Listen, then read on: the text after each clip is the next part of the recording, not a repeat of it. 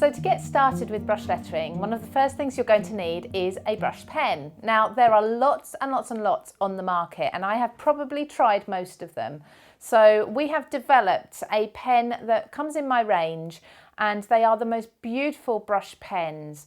So what you're looking for when you first get started is a pen that has a brush nib. But what you want is a lovely fine point on the end. And what you also want to make sure is that it's not too thin, because when you start, it's easier to start with your letters being larger rather than smaller.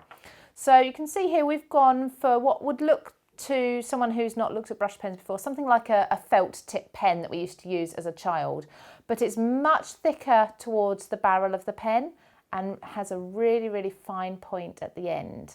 Now the idea with brush pens is that they are flexible. So when you're doing a stroke, you can go between the thick strokes and the thin strokes easily.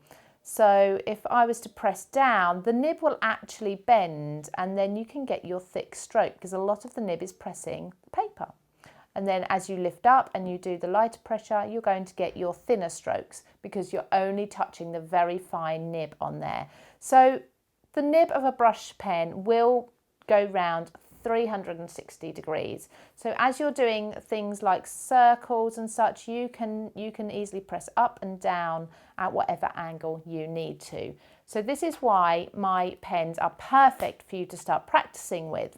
What we've also made sure is that with these pens on the wipe clean sheets and along with the stamped letters and sentiments, this pen is going to match up perfectly with the thickness that you need. We've also introduced a grey pen. So the reason for this is to allow you to do some shading and shadowing to your letters, but it can also be a guideline. So if you want to go in with your letters first, with your brush lettering, and put in that lighter detail first, and then go over when you're more confident with the black pen, this will allow you to do this. Now both pens are a pigment ink, so this means they are going to be a really beautiful, strong and vivid colour, and they won't dry too quickly. So if you want to introduce things like heat embossing, you can do that as well.